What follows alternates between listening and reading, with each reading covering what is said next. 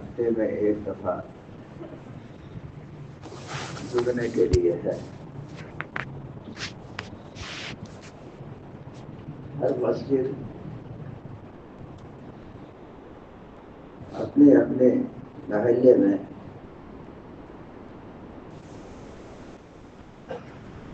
اپنی جماعت بنا کر کے، مسجد وار جماعت بنا کر کے محلے میں محنت کرے، جو بنیادی کام ہے مسجد وار جماعت کے، گشت کرنا اپنی مسجد میں، ایسے ہی دوسرا گشت کرنا، تعلیم اپنی مسجد میں قائم کرنا اور اپنے گھر کے مستورات کے لیے بھی تعلیم کا حلقہ قائم کرنا، اور اسی طرح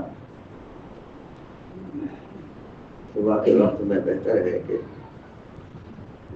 فکروں پر جڑ جائیں اور اپنے 24 گھنٹے کے لیے محنت کی ترتیب سوچیں۔ کوئی مسجد وار جماعت محلے کے ہر فرد والے مرد سے ملاقات ہو جائے اور ان کو بھی انہی اعمال میں شرکت کی ترغیب دی جائے۔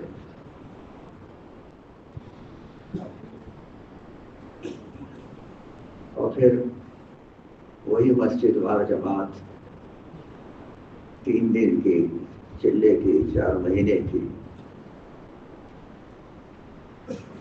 اور اس سے بھی زیادہ آگے ملکوں کی جماعتیں بناوے اور وہ یہاں شب گزاری میں لے کر آئیں۔ یہ ترتیب ہے ہماری۔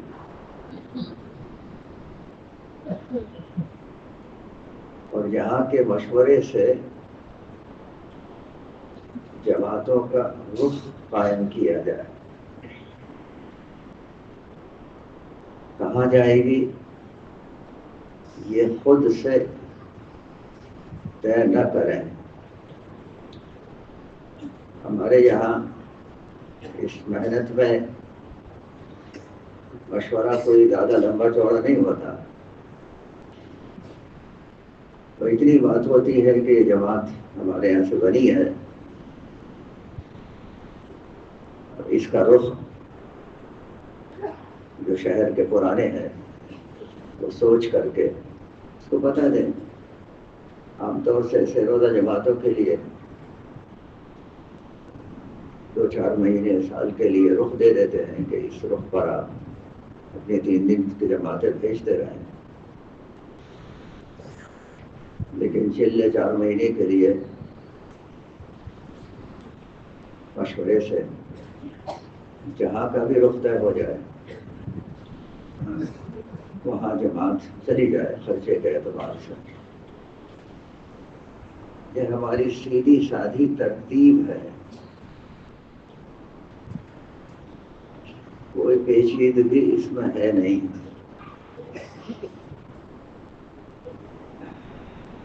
اور ہر بستی، ہر شہر، ہر ملک کا، ہر گاؤں، ہر شہر اس ترتیب پر آ سکتا ہے۔ ان کے پاس بہت ذرائع ہیں یا نہیں ہیں، پیسے ہیں یا نہیں ہیں، اور دوسرے اسباب ان کے پاس موجود ہے یا نہیں ہے، لیکن وہ اس آسان سی ترتیب پر سب کھڑے ہو سکتے ہیں۔ ایسی آسان ترتیب پوری دنیا کے لیے بنائی گئی ہے، کیونکہ اللہ سبحانہ تعالیٰ نے ہم کو دین دیا ہے اور دین کو آسان بنایا۔ اس لیے آسان بنایا تاکہ ہر آدمی عمل کر کے اور اپنے مقصد کو حاصل کر سکے. انسانوں کو بے مقصد نہیں بنایا. اللہ سبحانہ تعالیٰ نے زمین پر انسانوں کو رکھا ہے اور ان کے یہاں پر آنے کا کچھ متعینہ وقت کے لیے تو اس کا مقصد ہے. اور وہ مقصد یہی ہے کہ ہم کو یہاں سے منتقل ہو کر کے پھر آخرت کی ہمیشہ ہمیشہ کی ایک زندگی ہے، وہاں کے لیے ہم کو تیاری کرنی ہے. یہ اس کا مقصد ہے.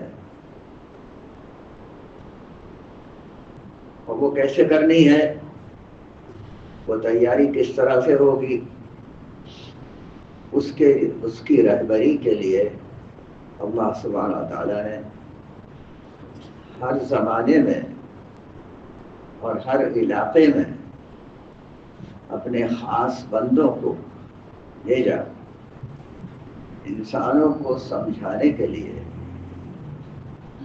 کہ تمہیں یہاں کیوں رکھا گیا اور اچانک پھر یہاں سے چلے جاتے ہو، اس کا کیا مقصد ہے. ہر نبی نے آ کر کے ایک ہی مقصد بتایا ہے، کوئی دو بات نہیں بتائی. وہ مقصد یہی ہے کہ مرنے کے بعد ہمیں اپنی اس زندگی کا حساب کتاب دینا ہے اور اسی کے مطابق اللہ سبحانہ وتعالی ہمارا مقام آخرت کی ہمیشہ آنے والی زندگی میں متعین فرمائیں گے. اور پہلے زمانے میں چونکہ انسانوں کے پاس ایک دوسرے تک بات پہنچانے کے ذرائع موجود نہیں تھے، اس لیے ہر علاقے میں ہر قوم کے پاس نبی آتے رہے. لیکن پھر آخر میں اللہ سبحانہ تعالیٰ نے حضور اکرم صلی اللہ علیہ وسلم کو مثال فرمایا قیامت تک کے آنے والے انسانیت کے لیے، اور دین کو بھی مکمل فرما دیا. پہلے نبیوں کو دین ملتا تھا لیکن وہ ان کے اپنی قوم کے حساب سے کچھ احکام دیے جاتے تھے، انہیں پر عمل کر کے وہ اپنی آخرت بنا سکتے تھے. لیکن اب کیونکہ قیامت تک کے لیے انسانیت کے واسطے ایک طریقہ حیات دینا تھا، اسی کو دین کہتے ہیں، تو اس کو بھی مکمل کر دیا گیا اور یہ اعلان کر دیا گیا کہ آج ہم نے تمہارے دین کو مکمل کر دیا اور جتنی نعمتیں تمہیں ملنی ہیں وہ سب دے دی. یعنی دین کی تکمیل کے ساتھ نعمتیں ہیں. جو نعمتیں ملنی ہیں وہ دنیا میں بھی ان کا نمونہ موجود ہے، لیکن اصل آخرت کے اندر ملیں گی. انسانوں کو جو نعمتیں ہیں وہ اصل آخرت میں ملیں گی. تو اس کا اتمام کر دیا گیا. یعنی اس دین کے راستے سے ہم کو ساری کی ساری نعمتیں مل جائیں گی اور کسی راستے پر نہیں ملیں گی، نہ دنیا کی اور نہ آخرت کی. جو بھی آدمی دین کے علاوہ کوئی اور راستہ اختیار کرتا ہے اس کی آخرت بھی بگڑتی ہے اور دنیا بھی بگڑتی ہے. خسر الدنیا والآخرہ ذالک هو الخسران المبین. دونوں بگڑ جاتی ہیں. اللہ سبحانہ تعالیٰ نے اتنی بڑی نعمت ہم کو دین کی عطا فرمائی ہے اپنے نبی پاک علیہ الصلوۃ والسلام کے ذریعے سے، اور اس کو آسان بنایا تاکہ ہر آدمی اس پر عمل کر سکے. دین کے اندر ایک تو یہ ہے کہ ہم 24 گھنٹے صبح سے شام تک اپنی زندگی میں کیسے عمل کریں. اعمال کے مجموعے کو ہی دین کہا جاتا ہے. انسان کے جسم سے جو عمل نکلتے ہیں وہ کس طرح سے کیے جائیں، اسی کا نام دین ہے. اور وہ عمل تابع ہوتا ہے علم کے. تو انسان کو پہلے علم عطا فرمایا اور پھر اس سے یہ مطالبہ کیا گیا کہ پھر وہ علم کو حاصل کرنے کی بھی محنت کرے اور پھر عمل کر کے دکھلائے. علم اور عمل یہ دو چیزیں انسان کو دی گئی حقیقی کامیابی کے حاصل کرنے کے واسطے. ایمان بھی علم ہی ہے، اللہ سے ہوتا ہے، اللہ کے غیر سے نہیں ہوتا، یہ علم ہے. بہت بڑی دنیا ایسی ہے جس کو یہ بات معلوم ہی نہیں ہے. اتنی آسان سی، اتنی بڑی بڑی چیزیں بنا کر کے پیش کر دیتے ہیں دنیا کے سامنے، اور اتنی چھوٹی سی بات معلوم نہیں ان کو کہ کسی سے کچھ نہیں ہوتا، اللہ سے ہوتا ہے. اتنی آسان بات ہے لیکن نہیں معلوم. اب اس کو یہ چیز معلوم ہو تو اس کے معلوم کرنے کے لیے اس کو ساری انسانیت کو یہ بات معلوم ہو جائے. اسی لیے دعوت کے عمل کو دین کا جز بنایا.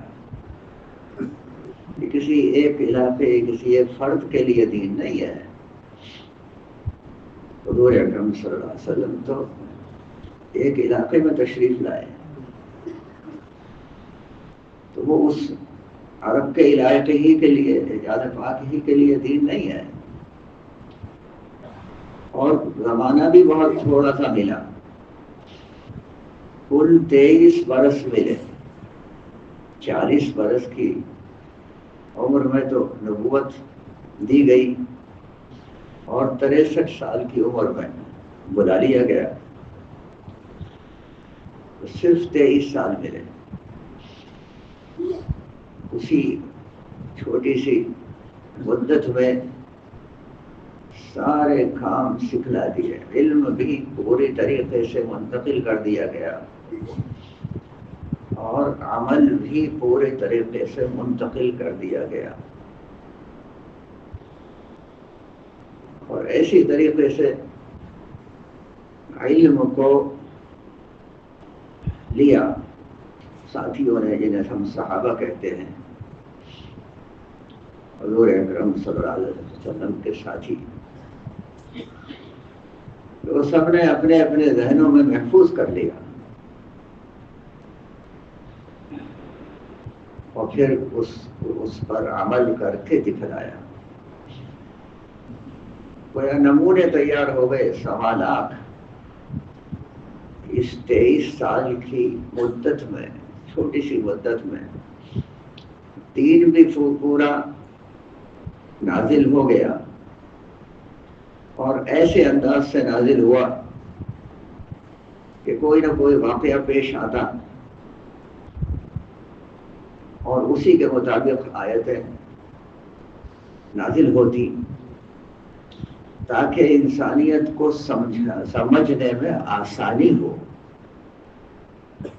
اس لیے اس واقعے سے اس کو جوڑ دیتے تھے. پورا دین مکمل ہو گیا.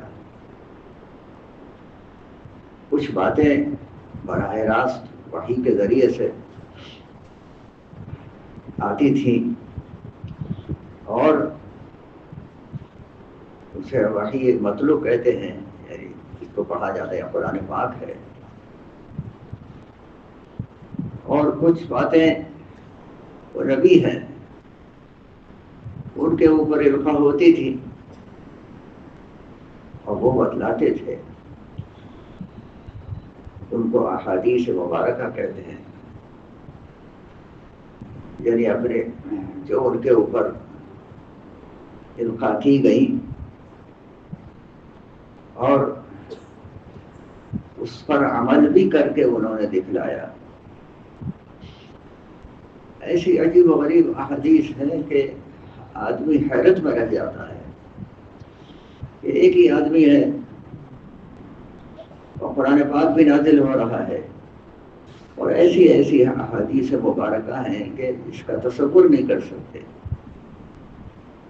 وہ سب کا بتلایا جا رہا ہے اور سب پر عمل بھی کیا جا رہا ہے اور چاروں طرف سے مخالفت کا بازار گرم ہے. ایسی ویسی مخالفت نہیں ہے بلکہ تیر اور تلواروں وہی اس وقت کے ہتھیار تھے اور ان سے مقابلہ، حق کا مقابلہ ہو رہا ہے. اور اس ماحول میں اتنا بڑا کام 23 سال کی مدت میں کر دیا گیا. یہی بات اس کی حقانیت کے لیے کافی ہے. وہ اس کی مثال کو پیش ہی نہیں کر سکتا ہے. ساری دنیا مل کر کے، ساری دنیا کے دانشور مل کر کے کسی چھوٹی سی چھوٹی بات کو بھی اتنی تیزی سے دنیا میں عام نہیں کر سکتے جس طرح سے اللہ سبحانہ تعالیٰ نے اپنے نبی کے ذریعے سے اس خیر کو انسانیت کی طرف کو منتقل فرمایا. لیکن بزرگوں اور دوستو، یہ ایک خیر ہے علم اور عمل کی،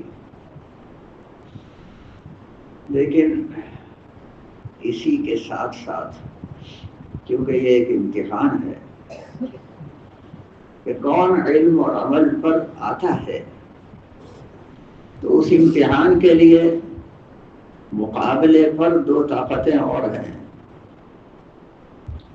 ایک تو علم ہے اور عمل ہے. مقابلے پر 2 طاقتیں ہیں، ایک نفس ہے اور ایک شیطان ہے. یہ 2 طاقتیں ادھر کی طرف کو کھینچتی ہے. وہ 2 طاقتیں ہیں وہ صحیح رخ کی طرف کو کھینچتی ہے اور یہ 2 طاقتیں بالکل بربادی کی طرف کو کھینچتی ہے. اور انسان کو اللہ سبحانہ تعالیٰ نے اختیار عطا فرمایا، ان دونوں میں سے کوئی سی بھی راستے کو اختیار کر لو. ہر چھوٹے سے چھوٹے فرد کو اور بڑے سے بڑے آدمی کو یہ اختیار دیا ہے. تو چاہے اس راستے کو فمن شاء فلیؤمن ومن شاء فلیکفر، اختیار دے دیا. اس راستے کو اختیار کرو یا اس کو کرو، یہ تمہارے اوپر ہے. تمہاری دوست اور بزرگوں، دنیا میں ہر آدمی سمجھدار ہوتا ہے اور کامیابی کے راستے ہی کو اختیار کرتا ہے، لیکن یہاں آ کر کے وہ بہت بڑی ناسمجھی میں مبتلا ہو جاتا ہے. اتنی بڑی خیر اور اس کے لیے اتنا آسان راستہ، اور پھر غلط رخ کے اوپر آدمی اپنے کو چلا بیٹھتا ہے. اور اس کی بہت بڑی وجہ ماحول ہوتا ہے، ماحول کی خرابی. ہر آدمی ماحول سے متاثر ہوتا ہے. تو اسی ماحول کو بدلنے کے لیے،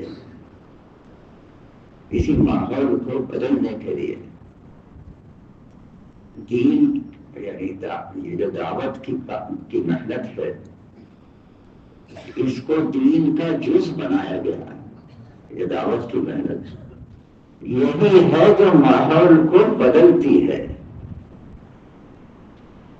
کوئی آدمی گھر بیٹھے بیٹھے یا مسجد میں پورے طور پر دین پر عمل کر رہا ہے تو ماحول تو اس نے کچھ نہیں نفع پہنچایا. وہ بیٹھا بیٹھا عمل کر رہا ہے، ٹھیک ہے، لیکن ماحول تو بگڑتا چلا جا رہا ہے. تو اس کے علاج کے لیے اللہ سبحانہ تعالیٰ نے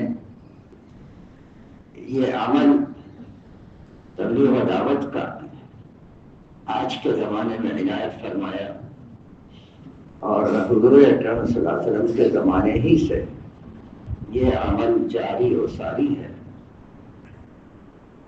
یعنی جو بھی آدمی دین کے اندر داخل ہوتا اور کہتا کہ میں حق کے راستے کو اختیار کرتا ہوں، تو فوراً اس کے لیے کہتا ہے اب میں دوسروں کو بھی کہوں گا. حالانکہ بعض مرتبہ حضور اکرم صلی اللہ علیہ وسلم منع کرتے تھے، ابھی نہیں. جیسے آپ نے پڑھا ہوگا ابو ذر غفاری رضی اللہ تعالیٰ عنہ کا قصہ، کہ وہ آئے اور انہوں نے اسلام قبول کیا اور کہیں کہ یہ تو بات بالکل حق ہے. جو پہلے سے تلاش میں تھے، حضرت سلمان فارسی وغیرہ اس قسم کے دنیا میں پھیلے ہوئے لوگ تلاش میں، حق کی تلاش میں تھے. اور جب دیکھا اور ذرا سی بات کی آ کر کے، پہلے تو اپنے بھائی کو بھیجا تھا، اس سے کچھ مطمئن نہیں ہوئے، پھر خود آئے اور ایک دم قبول کر کیا، اور پھر کہا کہ اب تو میں اعلان کروں گا جا کر. تو انہوں نے کہا ارے ابھی نہیں. تو وہاں جب ایک بات حق ہے تو میں کیوں روکوں گا؟ میں نہیں رکتا. اور جا کے خانہ کعبہ میں اتنی زور سے اعلان کیا، کلمہ پڑھ دیا. وہ اتنی مار پڑی چاروں طرف سے کہ بالکل بے ہوش ہو کے گر گئے اور بالکل مرنے کے قریب ہو گئے. انہوں نے کہا کہ نہیں، یہ جب حق بات ہے تو میں کہا میں کیوں رکوں گا، میں تو سب کو کہوں گا. ایسے جیالے تھے وہ. اللہ سبحانہ تعالیٰ نے نبی پاک علیہ الصلوۃ والسلام کو دنیا کے اندر سے چن کر کے ایسے بڑھیا ساتھی عطا فرمائے جنہوں نے قیامت تک کے آنے والے انسانوں کے لیے مثال قائم کر دی. دیکھو بھائی ایسے ہوتا ہے کام. تو 1.25 لاکھ نمونے تیار ہو گئے. انہوں نے دین پر بھی عمل کیا اور دین کی دعوت پر بھی کھڑے ہو گئے، کیونکہ ماحول کو بدلنا ضروری ہے، ورنہ تو نہ تو لوگوں تک علم کی بات پہنچ پائے گی اور نہ وہ عمل پر آ سکیں گے اگر دعوت کی محنت کو چھوڑ دیا جائے. وہ محروم ہو جائیں گے. اتنا بڑا طبقہ تو ایسا ہو پڑھنا لکھنا آتا ہی نہیں ہے. اور جو بہت سے لوگ ایسے ہیں جو پڑھنا لکھنا جانتے بھی ہیں لیکن ان کو وہاں تک رسائی ہی نہیں ہے کہ وہ دین کی باتوں کو پڑھ سکیں. پڑھتے تو بہت ہیں. بہت سے ملک ایسے ہیں دنیا میں کہ وہ ہر وقت پڑھتے ہی رہتے ہیں. آج کل تو یہ کتابوں کے بجائے ایک اور مصیبت چل رہی ہے، اسی کو دیکھتے رہتے ہیں، اسی میں ہی پڑھتے رہتے ہیں. اگرچہ وہ بہت نقصان کی چیز ہے آدمی کی صحت کے لیے بھی اور انسان کے علم کے لیے بھی. کیونکہ وہ کتاب نہیں ہے، وہ تو ایک سوچی سمجھی اسکیم ہے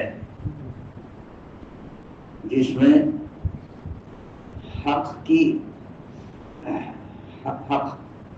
کی دعوت کم ہوتی ہے، 1% بھی نہیں ہوتی، اور باطل کی دعوت 99% سے بھی زیادہ ہوتی ہے.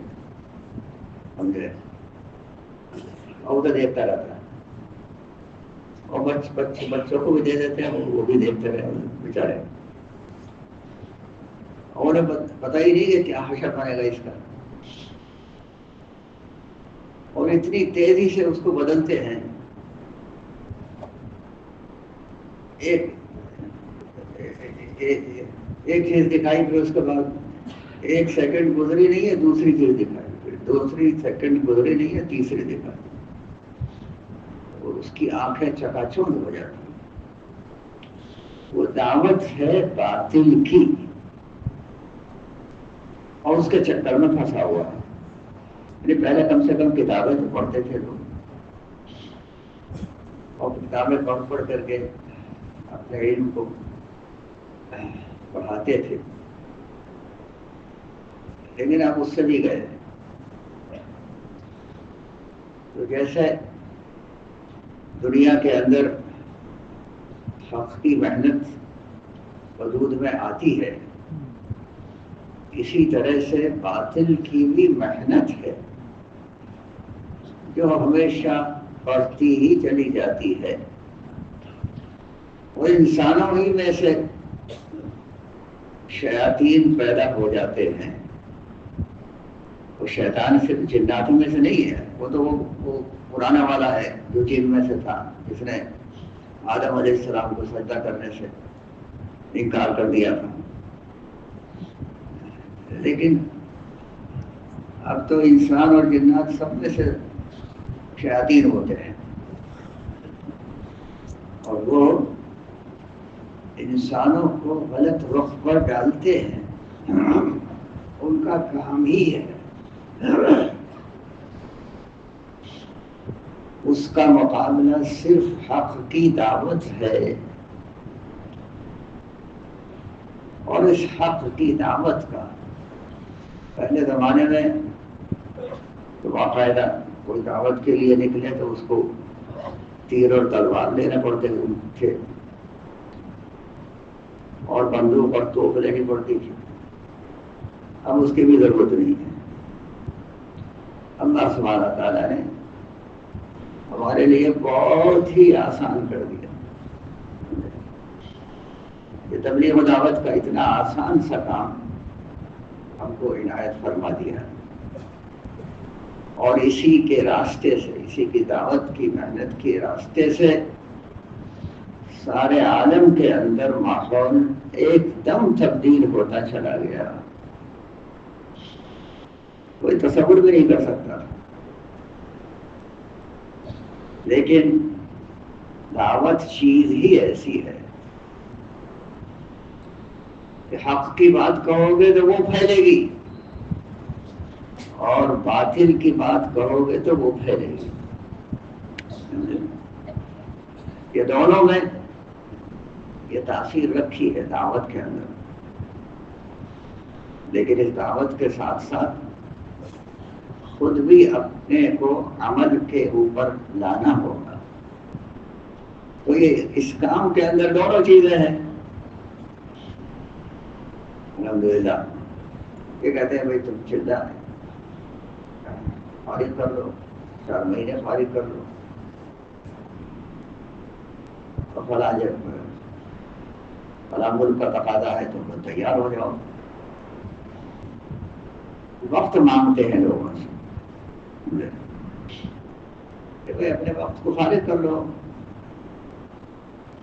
اپنے کو اچھے ماحول میں بٹھانے کے لیے. اور اچھے ماحول بازاروں میں نہیں ہوتا ہے، مسجدوں میں ہوتا ہے. اور مسجدوں میں اچھا ماحول بھی اسی کام کے راستے سے پیدا ہوا ہے. ہماری علی گڑھ کی ایک جماعت سن 1972 میں انڈونیشیا گئی، تو وہاں انہوں نے گشت کیا جکارتا میں اور لے کر آئے نوجوانوں کو. تو دیکھا کہ بہت سے نوجوان آئے اور مسجد میں آئے اور بیٹھے ہوئے پیچھے سگریٹ پی رہے اپنے. اچھا، ان کو کوئی یہ بھی سمجھ نہیں کہ بھائی مسجد میں آئے ہیں تو یہاں پر یہ نہیں کرنا چاہیے، انہیں پتہ ہی نہیں. اتنی زیادہ لا علمی. اور انڈونیشیا تو ایسا ملک ہے کہ اتنے سارے ایمان والے تو کہیں اور ہے بھی نہیں دنیا میں.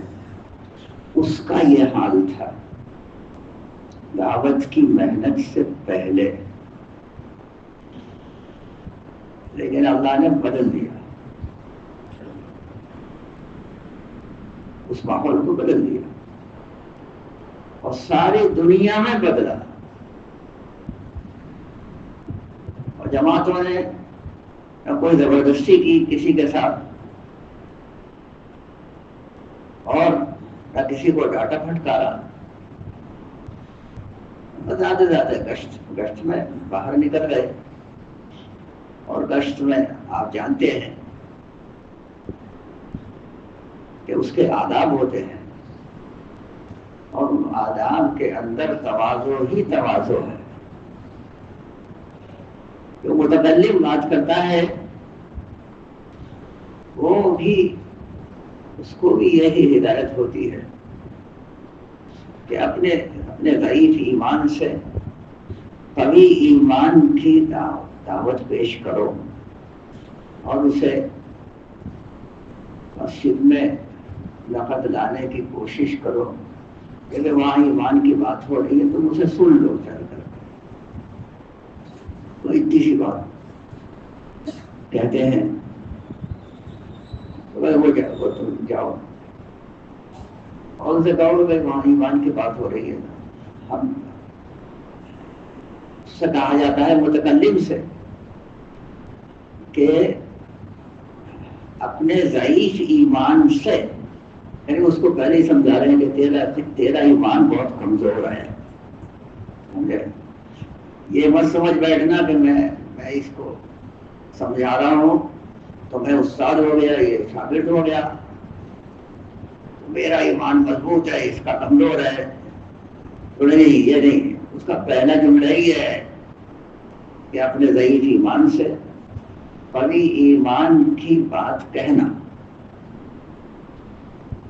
بھائی جو کوئی سب کو یہ کلمہ جو ہے یہ تو ساتوں زمین آسمان سے بھی زیادہ قیمتی ہے، تو بہت قیمتی چیز ہے. اور اسی کی بات وہاں مسجد میں ہو رہی ہے اور تم مسجد میں آ جاؤ. یہ کشت ہے. اب وہ کہتے ہیں میں تو سبزی لینا جا رہا ہوں اور میں ڈاکٹر کے پاس جا رہا ہوں، مجھے یہ کام ہے وہ کام ہے. تو وہ کوشش کرتے ہیں گھڑی سے نماز کے بعد کر لی جو سمجھے. اور اگر بالکل وہ تیار نہ ہو تو ٹھیک ہے، تو تم جلدی سے کام کر کے آ جاؤ اس دین کی بات کو، ایمان کی بات کو سننے کے لیے، اور اب جو بھی ملے اس سے بھی کہنا ہے تمہیں، یعنی روز اول سے ہی اس کو بھی داعی بنانا ہے،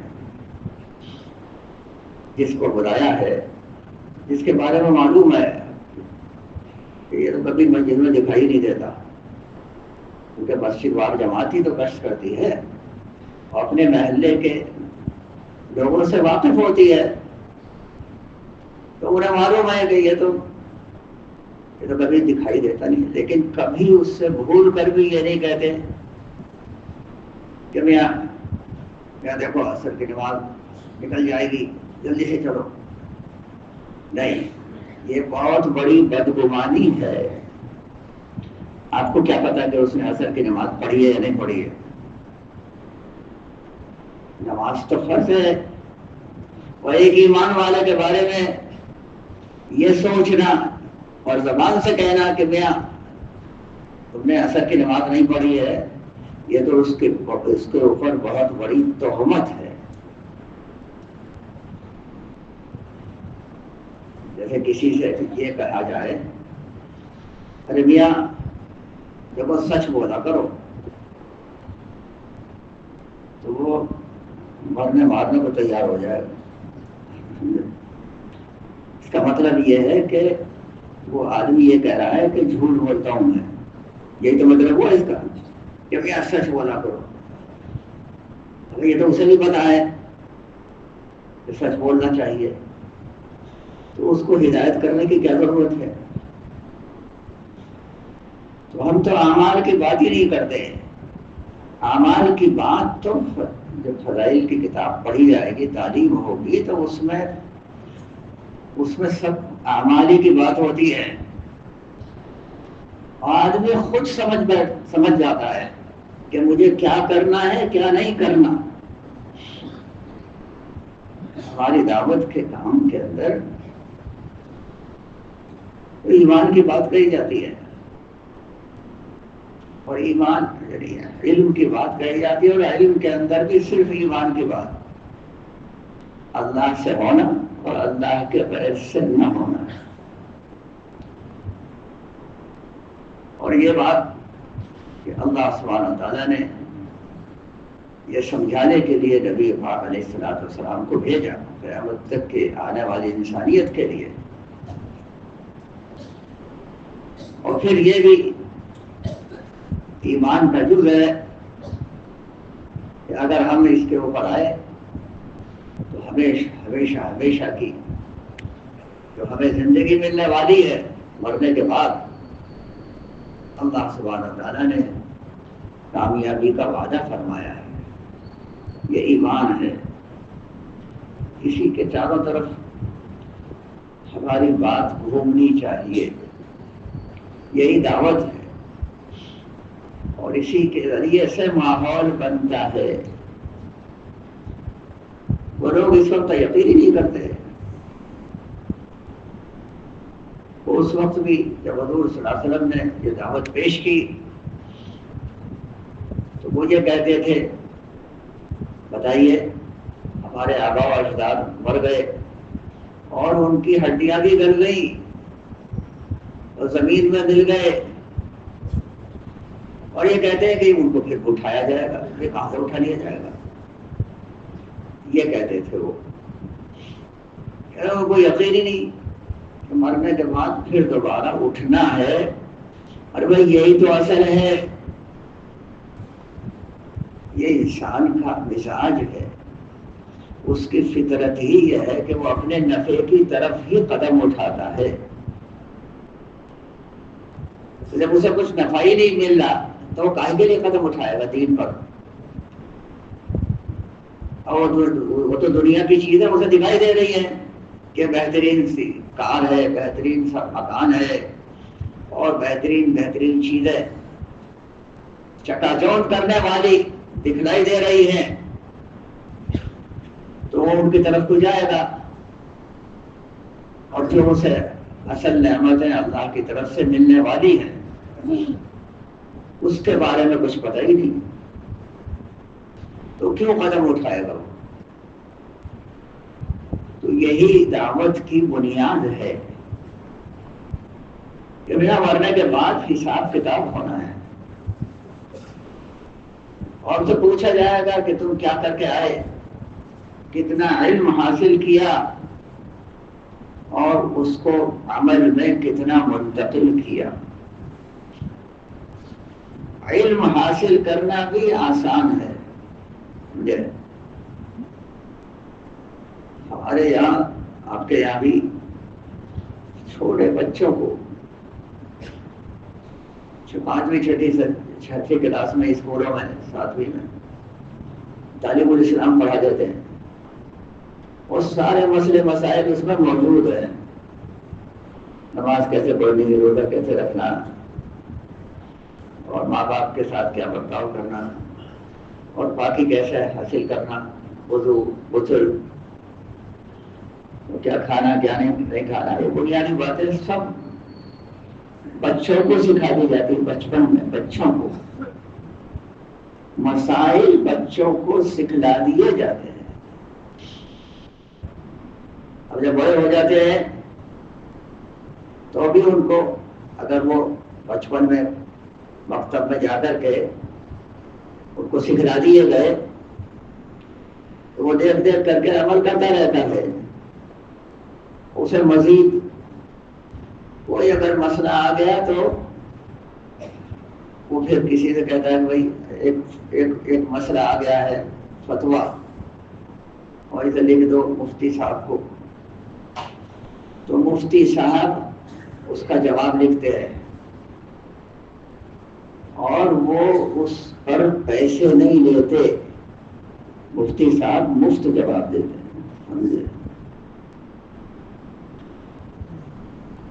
چاہے جتنا پیچیدہ مسئلہ آپ لکھ دیجیے، اس کا پیسہ نہیں لیا جائے گا۔ آپ کسی وکیل صاحب کے پاس جائیں کہ میرا یہ مسئلہ ہے صاحب، تو اتنے سارے پیسے لے گا کہ اتنے کی تو پراپرٹی بھی نہیں ہے جتنا کا وہ وکیل آپ سے پیسے مانگ رہا ہے، سمجھے؟ وہ صرف رائے کے پیسے میں لیتا ہے، رائے کے۔ یہاں مفتی صاحب اتنی بڑی بات بتا رہے ہیں فری میں، اللہ سبحانہ تعالیٰ نے اتنا آسان کیا ہوا ہے کہ بچوں کو سکھا دیتے ہیں، اور بڑے ہوئے تو بھی کوئی پیچیدہ مسئلہ آیا تو اس کو پوچھ لو، اور سب بتانے کو تیار ہیں، کوئی منع نہیں کرے گا۔ لیکن جو سارا مسئلہ علم کے اندر ہے وہ یہ ہے کہ اس عمل کی قیمت نہیں معلوم ہے، اور معلوم بھی ہے تو ایک دفعہ اس کو بتا دی بچپن میں، لیکن جیسے جیسے وہ بڑا ہو رہا ہے تو وہ عمل کی قیمت کو نہیں سن رہا، چیزوں کی قیمت کو بار بار سنتا ہے، اور آنکھوں سے دیکھتا بھی ہے، اور زبان سے بولتا بھی ہے، اور چیزوں کی اہمیت دل میں بیٹھتی چلی جاتی ہے۔ عمل کی اہمیت کو نہ دیکھتا ہے اور نہ سنتا ہے، اور نہ اس کو بولتا ہے، اور نہ سنتا ہے، اور نہ دیکھتا ہے، تو اس کی عمل کی اہمیت کم ہوتی چلی جاتی ہے۔ لیکن اللہ سبحانہ تعالیٰ نے انسان کو کامیابی کی ضمانت دی ہے، عمل پر دی ہے۔ الذی خلق الموت والحیات لیبلوکم ایکم احسن عملا، عمل کیا جائے اور عمل کو بھی بہترین بنایا جائے، بہترین، معمولی درجے کا، ہر چیز میں معمولی درجے کی بھی چیز ہوتی ہے اور بڑھیا چیز بھی ہوتی ہے۔ معمولی درجے کی چیز کی قیمت کم ہوتی ہے، بڑھیا چیز کی قیمت زیادہ ہوتی ہے۔ تو ہم سے یہ مطالبہ ہے کہ عمل کرو بہترین طریقے پر. تو بہترین طریقے پر عمل جبھی تو کرے گا آدمی جب اس کی اہمیت دل کے اندر اتری ہوئی ہو. تو ہر قربانی کو دینے کے لیے تیار ہو جائے گا. تو اس کے لیے فضائل کے حلقے، فضائل کی تعلیم میں بٹھاتے ہیں اور بار بار ان کو سنتے ہیں اور سناتے ہیں. بار بار وہی باتیں ہیں جو ہم نے بعض لوگ شروع میں کہتے تھے ارے تمہیں نہ قرآن ہے نہ حدیث ہے، تمہیں تو یہ کتابیں مل گئی ہیں اور انہیں کی پوجا کرتے رہتے ہو. یہ کہتے تھے ہم سے. پڑھے لکھے لوگ ہوتے نا تو اپنے کو وہ پڑھا لکھا تھا اور کسی دوسرے لائن میں ہے، لیکن وہ اپنے کو دین کا بھی ماہر سمجھنے لگتا ہے. وہ آدمی فزکس ایک مضمون ہے اور اس نے ماسٹرز کیا، پھر ریسرچ بھی کی، پی ایچ ڈی کر لیا. وہ کیمسٹری کی چھوٹی چھوٹی باتیں بھی نہیں جانتا بیچارہ. اس کا بچہ ہے ہائی اسکول میں، وہ اس سے پوچھا ابا جان ذرا یہ کیمسٹری کا فارمولا بتا دیجیے. اور وہ ابا جان پروفیسر ہیں فزکس کے. وہ کہتے نہیں مجھے نہیں پتا. تم اپنے جو ٹیچر ہے اس سے پوچھا مجھے نہیں معلوم. لیکن دین میں ہر ایک کو دخل اندازی کا ہاتھ ہو گیا ہے. وہ کہیں کہ میں چونکہ اتنا بڑا پروفیسر ہوں، پڑھا لکھا ہوں، تو بتائیے مجھے دین بھی نہیں معلوم. اب دین جب معلوم ہوگا جب تو اس میں پڑھا لکھا ہو اس میں. لیکن نہیں ہمیں سب پتا ہے. یہ کہتے ہیں آئی نو، یہ ان کا محاورہ ہے آئی نو. اب زبان تو اپنے منہ میں ہے، اپنے قابو میں ہے، جیسے چاہے کہتے رہو. اس کی تو پکڑ ہوگی بھائی کہ ہم زبان سے کیا بول رہے ہیں. اللہ سبحانہ تعالیٰ نے یہ 3 چیزیں عطا فرمائی ہیں: سننے کے لیے کان، دیکھنے کے لیے آنکھیں، اور بولنے کے لیے زبان دی ہے، منہ دیا ہے. سمجھے؟ بہت بڑی نعمت ہے. انہی سے عمل وجود میں آتے ہیں اور پھر دوسرے کام کرنے کے لیے ہاتھ دیے ہیں اللہ سبحانہ تعالیٰ نے. تو یہ ان کے ذریعے سے عمل وجود میں آتے ہیں. وہ سمجھتا ہے کہ چیزیں وجود میں آتی ہیں، تو چیزیں تو وجود میں آتی ہیں لیکن چیزوں سے کام نہیں بنتا، عمل سے بنتا ہے. جب بھی وہ کوئی کام کرے گا تو باہر تو چیز بنے گی لیکن انسان کے اندر عمل بنتا رہتا ہے اور اسی پر اس کا فیصلہ ہوگا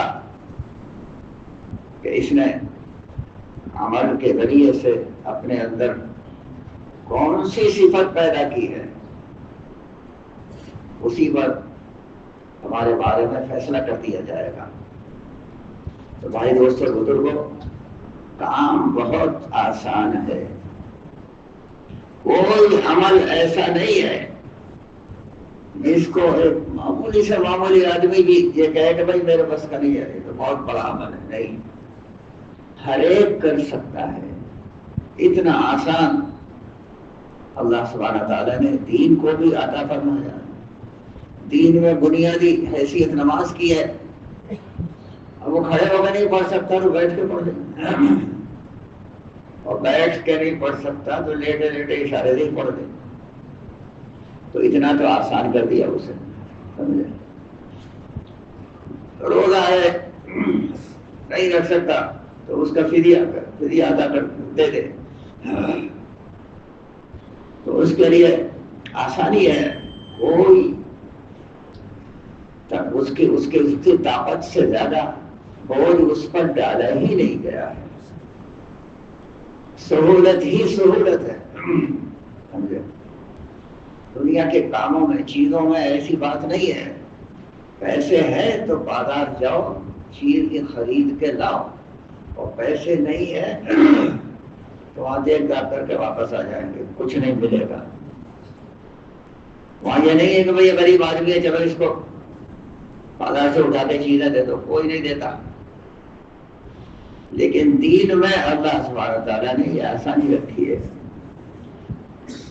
کیونکہ اللہ سبحانہ تعالیٰ نے انسانوں کو ایک حالت میں نہیں بنایا. ایک اوپر کے طبقے کے، ایک نیچے کے طبقے کے. کسی کے پاس مال زیادہ ہے، کسی کے پاس مال کم ہے، کسی کے پاس طاقت زیادہ ہے، کسی کے پاس طاقت کم ہے، کسی کے پاس علم زیادہ ہے، کسی کے پاس علم کم ہے. یہ مختلف حیثیت ہے جو اللہ سبحانہ تعالیٰ نے انسانوں کے اندر اس لیے بنائی ہے تاکہ ایک کو دوسرے سے جانچے، اوپر والے کو نیچے والے سے اور نیچے والے کو اوپر والے سے. نیچے والا اوپر والے کے حقوق ادا کرتا ہے یا نہیں، اور اوپر والا نیچے والے کے حقوق ادا کرتا ہے یا نہیں. یہ ہے اصل جس پر انسان کے لیے فیصلہ ہوگا قیامت کے دن. وہ کتنا ہی مالدار تھا، وہ کہے کہ میں ساری دنیا دینے کو تیار ہوں، وہ نہیں بھائی یہاں کچھ نہیں چلتا، پیسہ ویسا چلتا نہیں، یہاں تو عمل چلتا ہے. یہ اس سے صاف کہہ دیا جائے گا. اور چھوٹا آدمی ہے بالکل معذور قسم کا، لیکن اس نے عمل کر رکھے ہیں تو بہت بڑی پوزیشن پہ پہنچ جائے گا.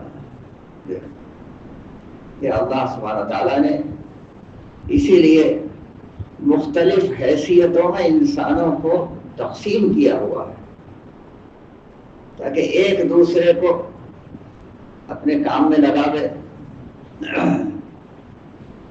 مسخر کر لے. ایک مالک ہے اور ایک اس کا خادم ہے، اور سارے مالدار ہو جائیں تو سب مالک ہی بن جائیں گے، تو خادم خدمت کرنے کے لیے کوئی ملے گا ہی نہیں، مزدوری کرنے کے لیے کوئی نہیں ملے گا. سمجھے؟ اور یہ مصیبت کھڑی ہو جائے گی اور سارے کے سارے مزدور بن جائیں تو پھر بڑے بڑے کام کرنے ہوتے ہیں وہ بھی سب رہ جائیں گے. سڑک بنانی ہے، پل بنانے ہیں، دنیا بھر کے کام کرنے ہیں، آپس میں ایک دوسرے سے لوگ جڑ جاتے ہیں، ان کا فیصلہ بھی کرنا ہے، یہ سب کام کرنے ہوتے ہیں.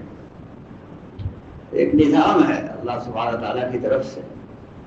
تو اس لیے اوپر نیچے بنایا، مرد عورت بنائے، سب کو مرد نہیں بنایا، سب کو عورتیں نہیں بنائی، تاکہ ایک کو دوسرے سے جانچا جائے.